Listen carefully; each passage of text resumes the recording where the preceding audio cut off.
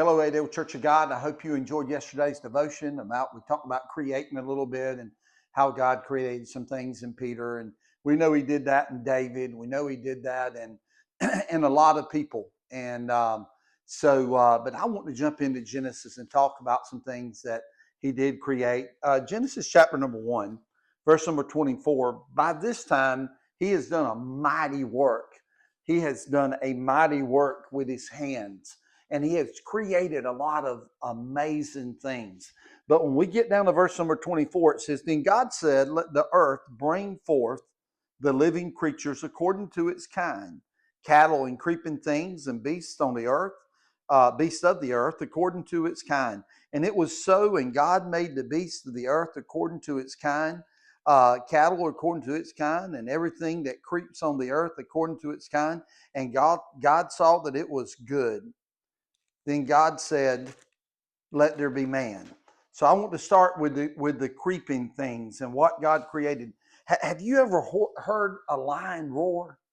I mean, I want you to think about this. That is the creation of God. The roar of the lion.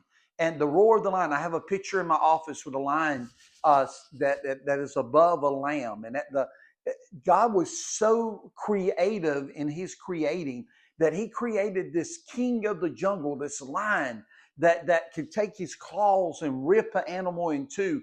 And the roar of a lion by itself literally will frighten something almost to death.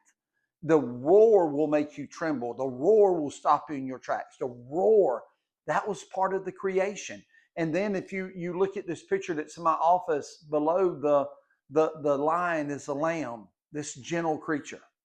God created this massive lion with all this power and all this might and all this ability and his big claws and his great roar and his furry fur that he has and his mane.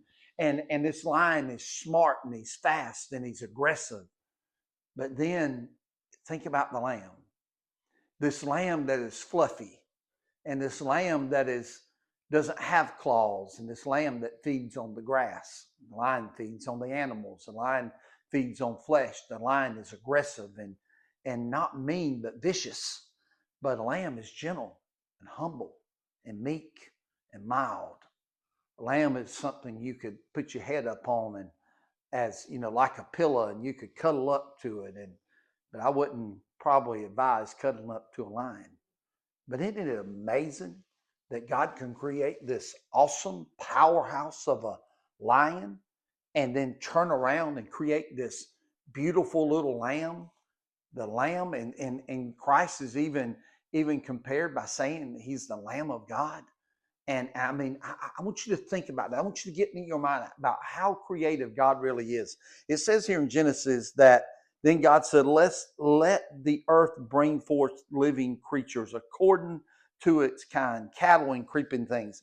God literally began to bring it out of the earth and put it here. He created the cattle so that we could eat beef. He created the different animals that would go through this process of life.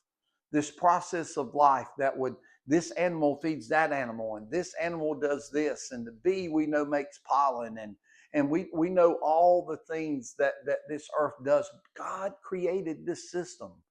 It didn't just boom and it happened. It was God just made it happen. God is a creator. And I love that He created animals, because when you look at a giraffe and you think, man, look at the long necked giraffe. God created that neck so it could reach up and get the high vegetation in the top of the tree. God created the turtle's shell so that when the turtle was in danger, he could pull his head into his home. God created the hornet with the stinger on the end, that when you mess with him, he could pop you and you would leave him alone. He created the teeth of a dog and the bark of a dog that would warn you, get back. God knew what He was doing. So why is that important for me to say God knew what He was doing? Because if God knew what He was doing back then, God knows what He's doing now. So whatever you're going through, whatever your daily life throws at you, know this: God knows what He's doing. We love you, Adel Church of God.